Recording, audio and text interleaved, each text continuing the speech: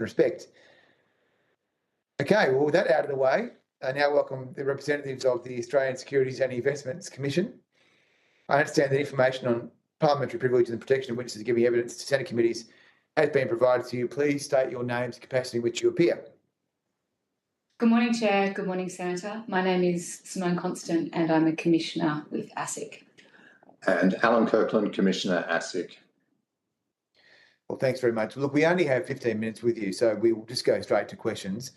I guess I firstly wanted to ask you about the media release you put out about Cbus last year. So effectively, are you alleging that 10,000 people here have been wronged by these internal processes at Cbus?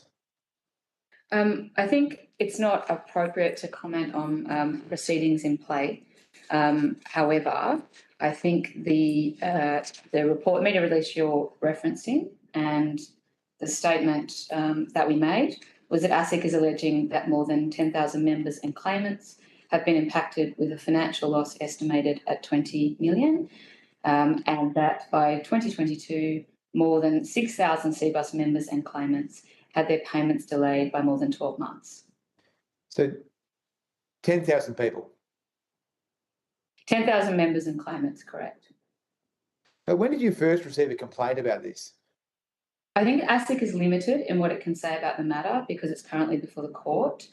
But ASIC's position is set out in full, of course, in the documents filed with the federal court. Was it years ago? I will take on notice what we can and cannot comment on. Okay, and when you say 10,000, are these 10,000 complaints that have come through AFCA mainly? Again, I'll take on notice what we can and cannot comment on, noting that this is before the courts. Okay. I mean, this is a matter of great public interest, as you would imagine. There are people here who have had to get multiple death certificates for their families when they've been suffering a bereavement. There have been people who've waited years and years. There are dozens and dozens of really heart-wrenching case studies. And in fact, my office has had to deal with just 2 or 3 this week where they can't get answers from Cbus after, in some cases, many years after people have died. So I preface all this with my question, which is, given this is a great matter of public interest, are you seriously thinking about dealing with this matter through mediation? Again, I'll take on notice what we can and cannot comment, and I don't think that's something I can comment on. However, very happy to engage more generally on the issue of death benefits and member services and processes, which, as you're picking up on, ASIC has very much in focus at the moment. So I guess my question here is, if there is a case that ASIC is taking, it could be any case, this case, another case, and it goes to mediation rather than through the court, is there less information known to the public? I cannot comment on that, Senator. And that's... I'm asking you a hypothetical. I don't think I can comment on that, Senator. Okay, well, let me ask you this. If you go to court or you go to mediation, which avenue provides more information to the public? Senator, I can't comment on that. Okay. I think, given the proceedings before the court, very much happy to comment generally on our work on death benefits, however. It sounds to me as if there have been efforts to try and push this under the gaze of public scrutiny. Is this a factor that you would weigh up when you're considering whether you will go for a mediation or whether you will try a case in the courtroom? In ASIC's decisions, again, limited comment that I can make as a Commissioner and on this at the moment, but ASIC's decisions about which enforcement route, mechanism, decisions to take have reference to quite a range of factors and are a Commission decision. Okay. Can I ask you about the Australian Super matter, which you put out a media release? What is that principally about? I don't know the media release to which you refer, and I cannot comment specifically on any investigation or suggestion of investigation into a particular entity at this time. Okay, well, it says it's from the 8th of September 2023.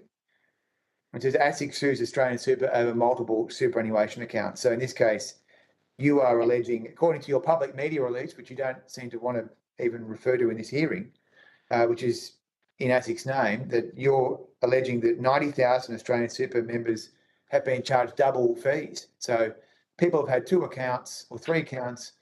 Australian Super was obligated to consolidate them and they haven't. Is this matter resolved or not?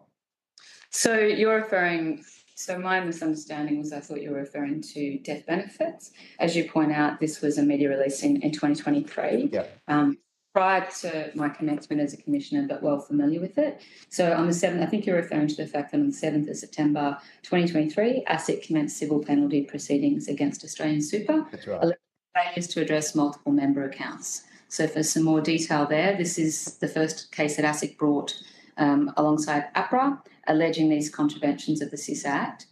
And the allegation from ASIC is that for almost 10 years, Australian Super failed to have adequate policies and procedures in place to identify members who have multiple accounts and merge those accounts, where that was in the members' best interests. Is this matter being resolved? That's a matter I cannot comment on that at the moment in terms of that being a matter under action. Pardon? I cannot comment on that at the moment. Okay, so you can't comment on that one. What about this issue with REST? I think you've also put out a media release about in relation to insurance. What can you say about that? Again, not familiar with the media release to which you're referring, but I cannot comment on. We are aware of. Well, actually, sorry, I should check. Which REST issue are you referring to? To do with insurance? Yep. So there's been recent reporting about some potential issues with REST and insurance. We are aware of those issues, but we cannot comment on any potential investigation at this time. Yeah, okay. So I guess my point would be, and my question is, do you think this is a good approach from the corporate regulator to be effectively almost deathly silent about the outcome and the progress of these cases, given that these funds are operating on the basis that they are compulsory? The Parliament has established them. Clearly, people are not getting their death benefits paid. They're being charged multiple accounts. They're being charged insurance they don't want. And you're effectively saying that there's nothing further you can add. And are you worried that that is going to give the wrong message to the market here, particularly if the position is that you're going to deal with this in mediation? So it's to pick up on the question or the suggestion of silence or not being heard. It's not my professional view, and I don't think it would be anyone in ASIC's professional view, that ASIC has been anything like silent on the concept of member services, including in particular the payment, processing, treatment of claimants, treatment of members as regard death benefits. For the past year, we have had, a little over a year, we have had a program, a multi-year program focused on member services and superannuation and focused on holding trustees to account for ensuring the delivery of those services meet the standards and expectations, fair expectations and standards of law of their members. We have focused first on the processing, payment, treatment, end-to-end approach to death benefits claims. As part of that, we are just about to release an extensive, 1 year's worth of data and surveillance report focused specifically on this issue. And as part of that work, we noted various entities, various practices that we're taking a range of actions and steps in regard of. So in terms of not being heard, I think in every public remarks I've made in my role as Commissioner as regards superannuation, in all of our reporting in our corporate plan, we have this as a very central issue. Thanks. Look, just finally, the point I'm trying to make here is that it's very important to get deterrence. There's been a lot of bad stuff happen here. And so I'd ask you to take on notice any internal judgments or paperwork that you've generated, which weighs up the risk of going to mediation in a case like CBUS, rather than allowing all the detail to be exposed in public courtroom, because these are matters of great public interest. And I think it would be an absolute disgrace if these things were to be covered up and pushed under the rug. So I'll get you to take on notice any internal deliberation or any judgments that you've made about hopefully the risks to further bad behaviour if this is allowed to go through intermediation, and therefore the detail doesn't come out in the courtroom of these horrendous cases where people have had to have, at the worst time in their lives, fight to get their own death benefit from a loved family member. We'll take specific question on notice. I would say that at ASIC we take really seriously our obligation to bring force and effect to the law when it's required. Well, that's your job. And I'd say it's also we take very seriously the data, the insights, the case studies, the position of members vis-a-vis issues with respect to death benefits. Thank you. Senator Walsh, Deputy Chair. Thanks very much, Chair. I think, Ms. Constant, you probably got the opportunity that you wanted there to answer the Chair's criticisms there, which I thought were significant criticisms there of ASIC in terms of an accusation I think the Chair was making about ASIC sweeping something under the rug. Did you get the opportunity that you wanted to answer that? So, yes, thank you, Senator Walsh. We would reject the assertion. We will take particulars of question on notice as is appropriate. And I'd just like to conclude just by reiterating death benefits, member services, holding trustees to account for these service standards have been one of our top priorities at ASIC, multi-year, but particularly over the last 12 to 18 months. More work is to come, including the publication of our report. And as part of that, I said we take seriously our enforcement responsibilities and deterrence, and no doubt there will be more enforcement activity in this space and more broadly with regard to member services as part of our multi-year focus. Thank you. I wanted to turn to the government's announcement about new service standards. The announcement that the government will impose industry-wide mandatory enforceable standards in relation to customer service. And when he announced this change, Minister Jones highlighted that the reform would focus on timely and compassionate handling of death benefits, fair and efficient processing of insurance claims, and also clear and respectful communication with members. Are you able to comment from the regulator's perspective on what difference you think it will make to the work that you do, that you've been describing to us, that there be industry-wide mandatory enforceable standards on customer service? Yeah, thank you, Senator, for the question. Obviously, this is a matter for government and a decision for government.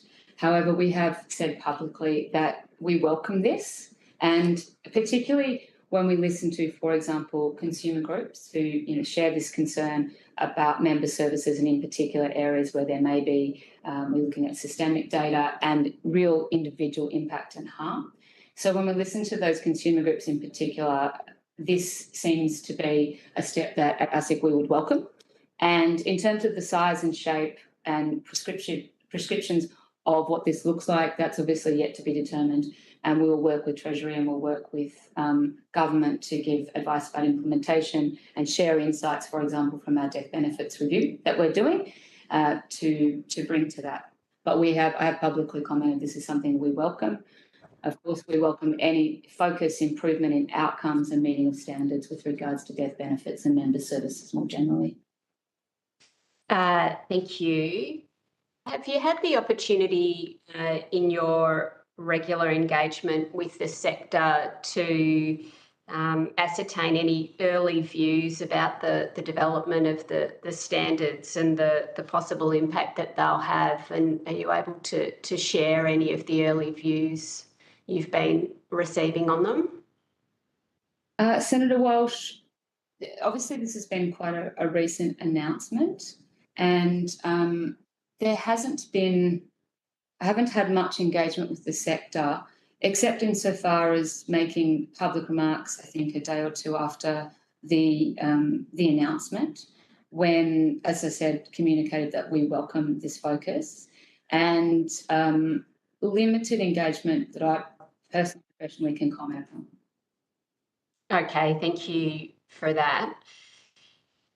Just going to the broader issue of ASIC's engagement with superannuation funds in relation to the way that they address and process member complaints.